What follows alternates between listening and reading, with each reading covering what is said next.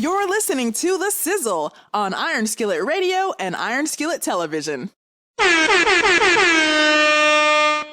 to need him against the Rams or the Cardinals in the playoffs. That's who you're going to need him for.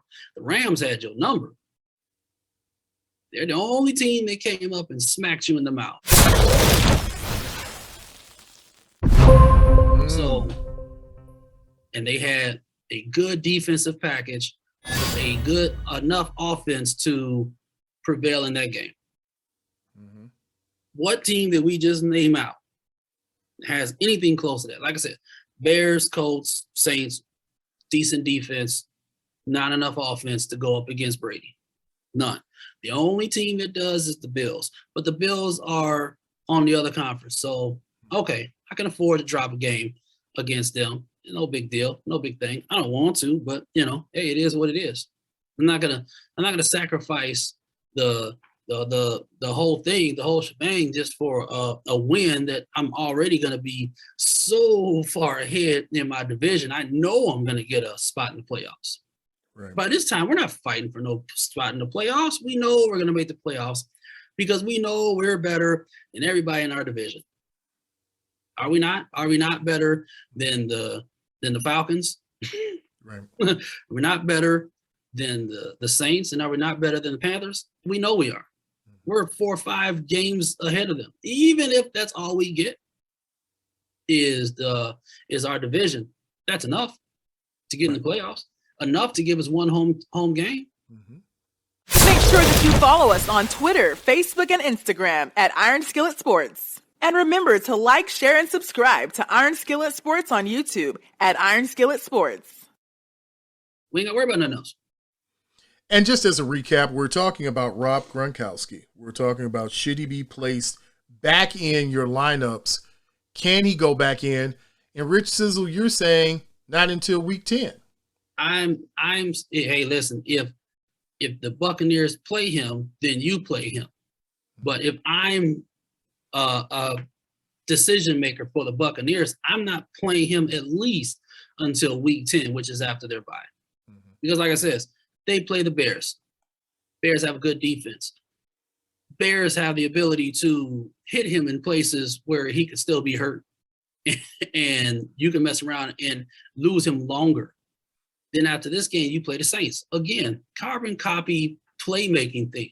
Teams with good defense, questionable offenses. Again, the Saints can hit him and hurt him in places that may not want to. I mean, he's dealing with rib injuries. He's a tight end, which means he's at the line. He's going to get hit there. And that's not even a thing of on purpose thing. I mean, that's where you block at. That's where the other team is going to block you at. In combat. This is not an area that you can avoid in football. You want to risk that for 2 games that there should have pretty good confidence you're going to win regardless? I wouldn't do it. Makes sense. I mean, but there are a lot of questions out there. There's the question of Jaylen Waddle. Like, you don't know what you're getting with Jaylen Waddle. I mean, 1 week, he's not giving you much in fantasy. He's giving you 2 or 3 fan points. Then the next week, he gives you 19. Now, I don't know if that's sustainable for him having 2 touchdowns again. I know Tua's back, and I think Tua's a good pickup for somebody who needs a pickup person. But then you've got somebody like Tim Patrick, who's going up against a Cleveland team that's not going to have a lot of defense probably. I mean, these are the questions we ask, Rich Sizzle. These are the questions we ask. Is a Jaylen Waddle a better pickup for the week, or is Tim Patrick a good pickup for a Thursday night game? I think I like Waddle this week over Patrick. Overall, I like Patrick over Waddle, and here's why. Patrick has established himself as the wide receiver 1 on that team, especially without Jerry Jeudy. Mm-hmm. So he's going to be your main guy on the receiving end. But we've already noticed he has a consistent 8 or 9, 10 points. We haven't seen a breakout game for him yet. We have with Waddle. Here's the other part. Either Waddle breaks out or he fizzles. Mm-hmm. The other thing is he's not your one guy. He's not. There's two other receivers that play for Miami that are in that position. He's benefiting from those guys being out. Now, granted, we don't know when Will Fuller is going to be playing, or if he's going to be playing, or even when he's playing. That's a kind of a broken record thing. And kind of same thing with Devontae Parker. But we know at some point one or both of them are going to be back. Mm-hmm. And when they do come back, where does Waddle go? Right. Big question. So, for daily, for this week, if you just have to throw one in there, you go Waddle. But long-term, constant, we know we're going to get at least 7 or 8 points. You give it Patrick. Now, here's a good question. There's one that was thrown up. Should I start T. Higgins or Jamar Chase? Chase. And if that's the case, then what happens with that Cincinnati room? Do you keep a T. Higgins around if you have a chance to move him? If you've got Jamar Chase as your leading receiver coming out of that trio of receivers there, what do you really do with that Cincinnati, that triumvirate of Boyd, Higgins, and Chase? You know, with Chase, you have the explosive value because there's been a couple games where he's broken off chunk plays. And a lot of leagues, especially your week-to-week leagues, they give you bonus points for like 40-yard receptions with a touchdown. And those are game changers because all of a sudden a simple 3 or 4 point turns into 17 and you're like, whoa, hold on a second. Like I was winning like this and now all of a sudden I'm losing. Mm-hmm. So that's why I say Chase by a mile. Higgins has value if you find a good trade suitor. I don't know how you pick them both up and then play them. I guess that's kind of weird, but right. I mean, I've seen weirder. So if I had my choice, like I said, I'm going with Chase. Absolutely. Mm-hmm. Nothing against Higgins, but I think Higgins is kind of like the third option at this point. Mm-hmm. And we've even seen Burrow start going to his tight end a little bit more. So he's spreading the ball around. But one thing he's making sure he connects with is Chase. Mm-hmm. They have that connection. So that's who I go with. Now, here's a sneaky question. Somebody who's coming in under the radar, but be it that it's the Bears game, there might be some value for Giovanni Bernard. Is Giovanni Bernard a sneaky pick to pick up for this week as he plays against a Bears team where he's probably going to get a lot of goal line touches once they get into the red zone? I don't think so. Giovanni Bernard's not your goal line guy. I mean, he's your passing down running back. Mm-hmm. He's not your bruiser Jerome Bettis kind of guy. I mean, he's good for the block and he's also good for the sneak away and do a dump out pass for. But is this going to be one of those games like that? I don't think so. I mean, that's kind of a move you make when you're playing from behind or the game's kind of on the line in late third, early fourth quarter things, and you need some spark plays. I think Fournette's gonna do just fine in that against that defense. Is he gonna run for 100 yards? No, I don't think any running back for the Bucs is gonna run for 100 yards. But it sure ain't gonna be Giovanni Bernard.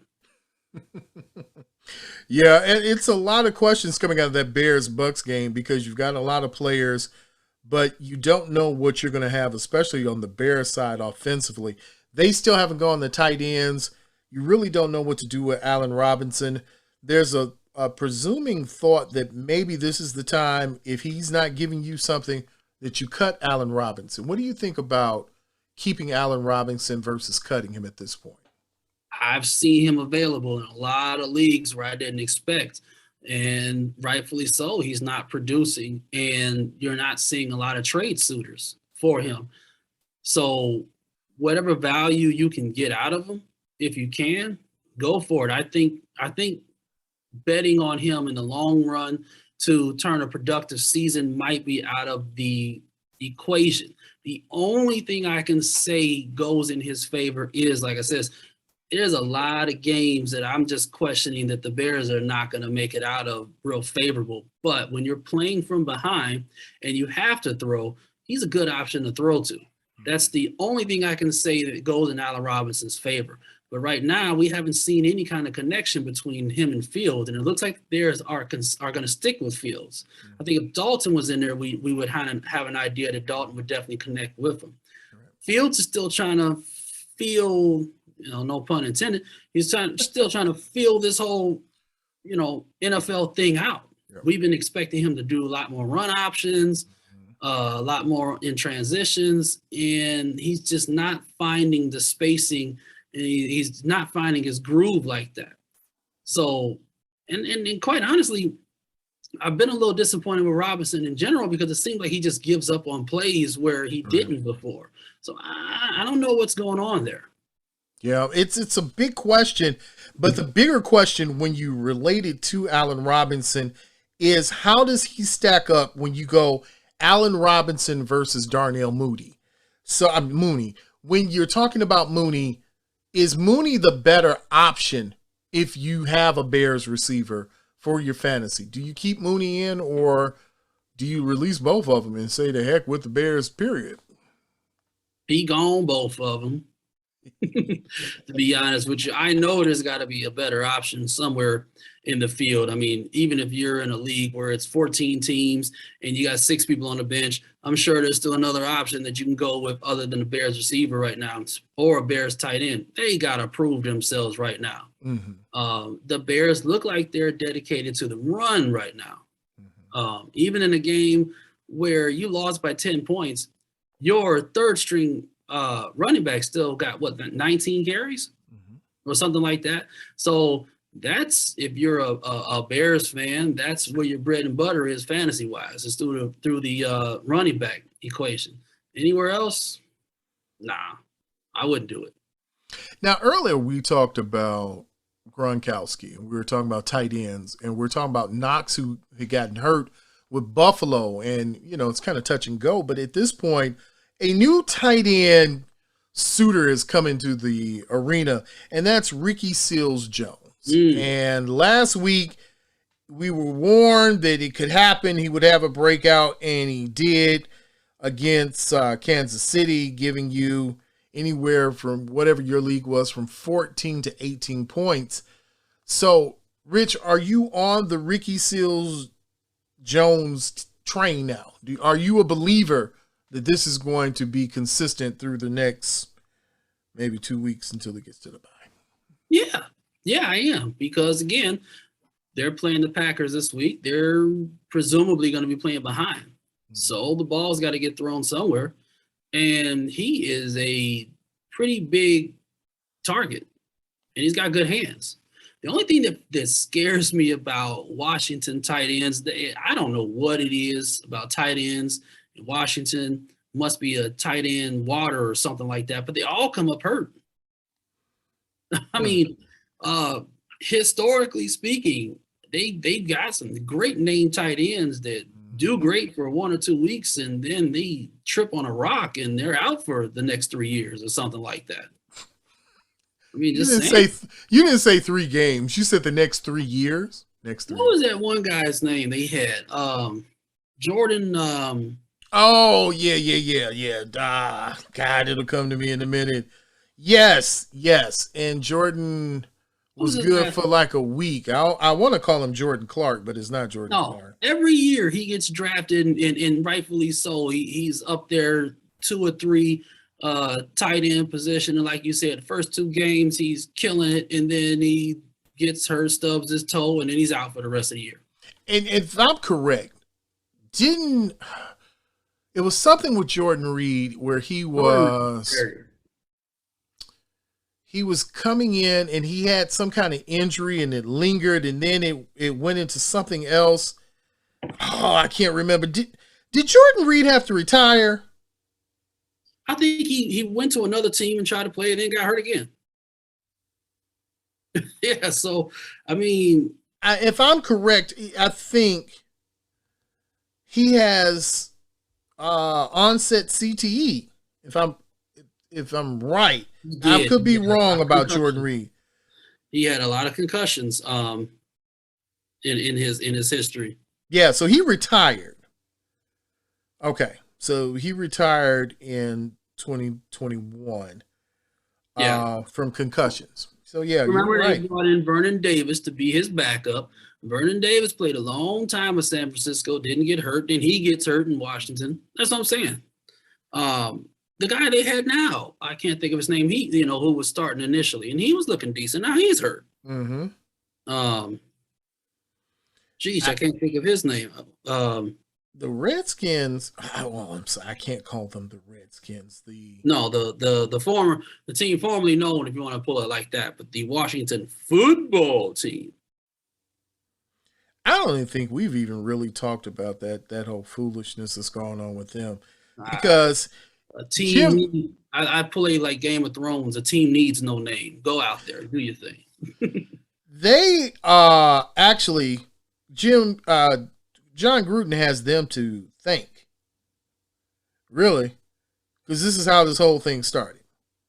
You're trying to get past a abuse case in Washington, and then all these emails pop up. Now, they had to be leaked by somebody.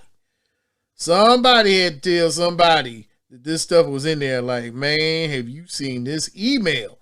And I can imagine it's probably even more than, oh God, if you're looking at just what was going on with my man in San Francisco, there's probably so much out there in email land. Whoa. Somebody should be arrested. Well, yeah. I mean, we've already seen that with Mr. Gruden, and they dug back a decade. The internet stay undefeated, and they don't. I try to tell people this when I mentor kids. I'm like, listen, you gotta be careful what you put out on social media, because if you ever do start becoming a namesake, all they got to do is Google you saying something outlandish, outrageous, and your whole stock and value diminishes quickly. They brought that up when they were talking about NFL drafts. It's like, oh, well, we saw this picture of you freshman year of high school. It's like, dude, that was 8 years ago, but they don't care.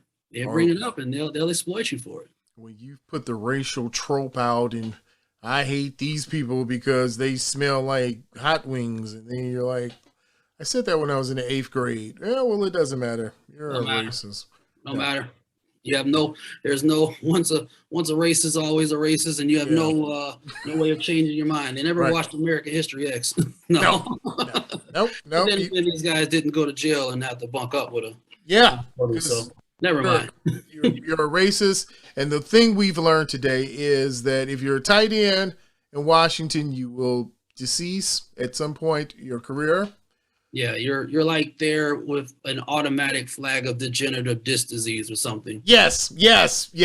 And I did say it, so I know my mother will be watching. And yes, your career will decease.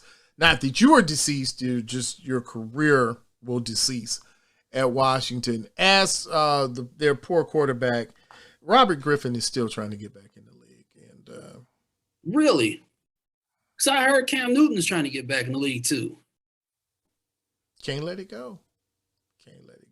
What's Kaepernick doing? Trying to let it go. And Kaepernick is the only guy I've ever seen that could play. They probably should be playing, but he's kind of like, meh. All right. So you're under the impression that he goes out, he tries out, but he doesn't really want to be on a team. He's just doing it for the show and tell. At this point, I think he's already set in his mind, they're not going to pick me up. I'm not going to play. Let me ask you this. Do you think Colin Kaepernick is better than the two quarterbacks that are the backup quarterback for the Bears right now?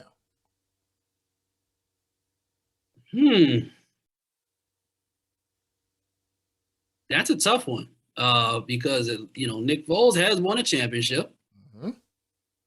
And I've always liked Andy Dalton. Being consistent. Yeah. So On any given Sunday, yeah, but I think overall, no. I think our backups are better than Kaepernick. Okay. Well, then let me clarify this because I know. Oh my God, I'm not a Kaepernick hater. You ain't Cap. Kaepernick had his season or two where there was no answer for him, and then they had an answer, and then it was like, we have an answer for Kaepernick. Kaepernick, what are you gonna do? And he didn't have an answer for that. Right. I think his career was already ending before the whole kneel and protest thing. Mm-hmm.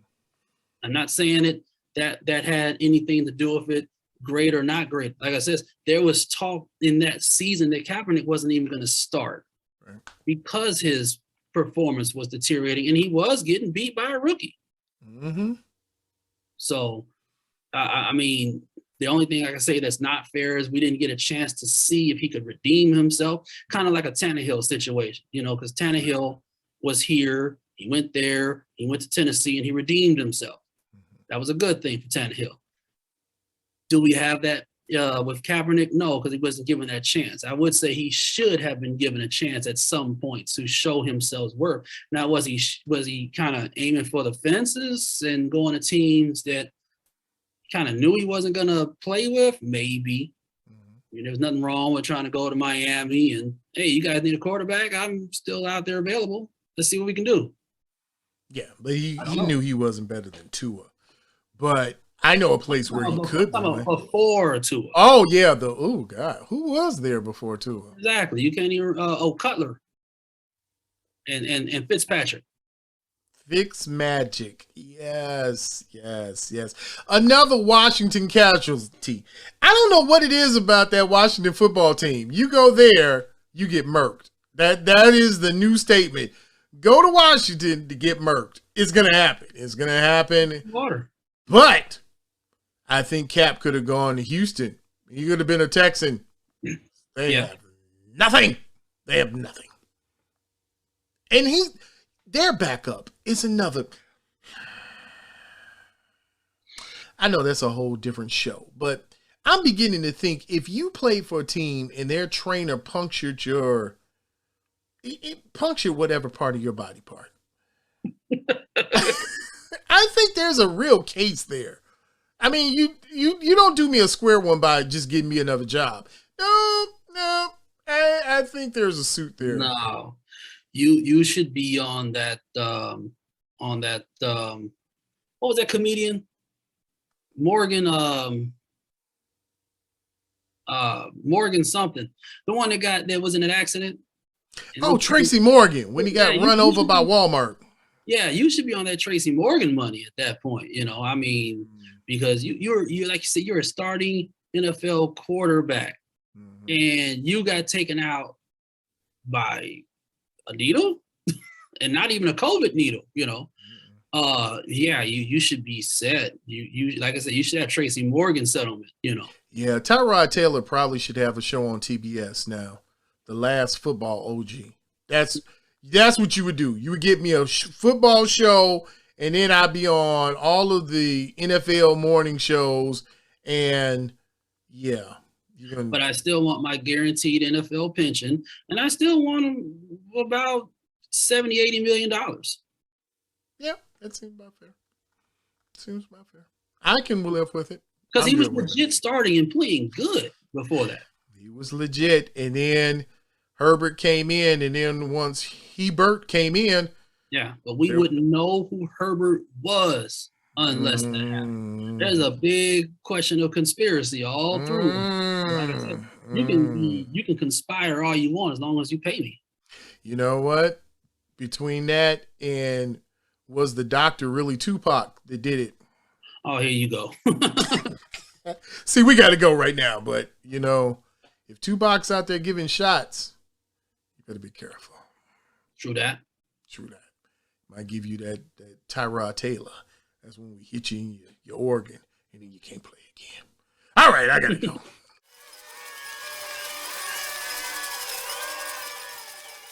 Thank you for listening to The Sizzle, the hottest sports talk in the 219, here on Iron Skillet Television and Iron Skillet Radio.